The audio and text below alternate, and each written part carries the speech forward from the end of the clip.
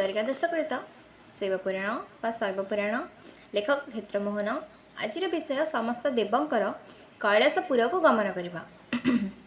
शुण सर्व ऋषिगण पूर्वचरित शिवंग पुराण एही अत्यंत पवित्र।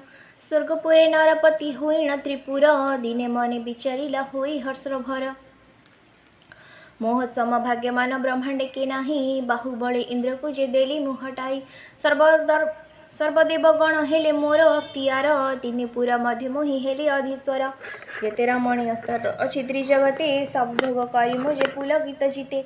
एकमात्र जशवंती पुर कले जय आउ काहाकु तिले हे नथिब जे भय। सबुठारु मनोहर से पुरा अटई छार ब्रह्मांडा किंपाई तही रहिबई। एमदे मने विचारी होइला बाहर जशवंती पुरे जाई मिलिला सतर। सेठारे देखिला धाता नारायण दुई आलोचना करुछंदी गुप्तरे तही।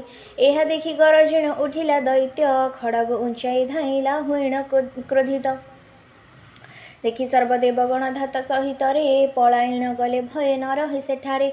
उच्चे डाक देला नारायण रह रह आहे धाता छार दैत्य किंपा कर भय। देख आज केते शक्ति मोहर अटई केहू परी असुरर प्राण नेबई। एसनक ज्ञान जहु देले गदाधर दूरे थाई तांको डाक शुणिला त्रिपुर। मने भय करी तहु बाहुड़ीन गला काली सैन्य घेनी आसी मारी भी बोइला। स्वर्ग भुवन को जाई मिली से तौरीते शुक्रंगु बसाई तांको करही कहिला समस्त। भार्गव बोइले आहु तहीं कि न जा तिनी भुवने रे एबे होइअछु राजा। ब्रह्मांक पदरे तोर प्रयोजन केश प्रजांकी सरजे सही बोलांती लोकेश। एहा शुणी मनतोष होई दैत्य वीर निश्चित मनरे भोग कला स्वर्गपुर। एथु अनंतरे मुनि शुण दिव्य रस कहिले ब्रह्म को चाही प्रभु पितवास। देखि हुअन्ति ए देवता कंपामान एमानंकु एबे देबा केउठारे स्थान। ब्रह्मा बोइले क आहे शुण दामोदर कथाए मो मन मध्ये करिछि विचार।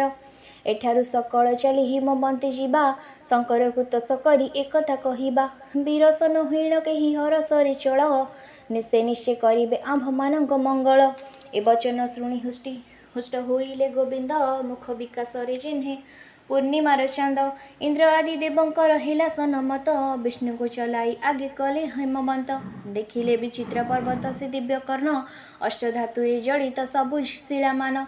सर्वदा काल से को होई तही जत स्तुध स्फटिल पराए से पर्वत श्वेत। जेते गोड़ी बाली सबु माणिक्य मरकत अष्टरत्न रे पुरी होइछि निर्मित। सिद्ध साधु गुण तेहि करिछंती सेवा सेमानकु कहा संगे उपमा करिबा। सदा तही षड ऋतु करिछंती बास तरुल तांकर पुरी अछि फल पुष्प। सकल प्राणी रे मुख होइछि से स्थान मलय पवन बहु अछि घन घन। चौदिगे प्रसरई पुष्पंकर बास तही बसिथिले न लागई रवित्रास। अंडीरा कोकिला भासंती जे कलबल नानादि विहंग तही होइछंती ठूल। पतित पावनी नदी बही झरे झर चंचल तरंग राजी दिशई सुंदर। निर्मल शीतर स्वादु श्वेत बर्ण बारी तहिरे अछंती जल जंतुगण पुरी। नाचंती कमला माने आसंती तरंग शंख शब्द परि स्वर्ण कले तही भुंग। सब प्राणी शिव पादे करिछंती सेवा तही कि आबर केश पटांतर देवा। एहा देखि देवगण संतुष्ट होइले मन मध्यरे पुर को प्रशंसा करिले। हिमवंत शोभा सम स्वर्ग भुवन रे इंद्रपुर समान जे नोहिब तोहिरे ताहारे। विष्णु आदि सर्वदेव से शोभा को देखी दिले मात्र पिछाड़ी जे न पारिले आखि। मन मध्यरे विचार कले देवगण शंकर आंभ कामना करिबे पूरण। एही परि भावी मने धरिण शंकर स्तव आरंभ कले सकल सेठार। ए शिव पुराण अटे अमृत समान कहई क्षेत्र मोहन पिय साधुजन।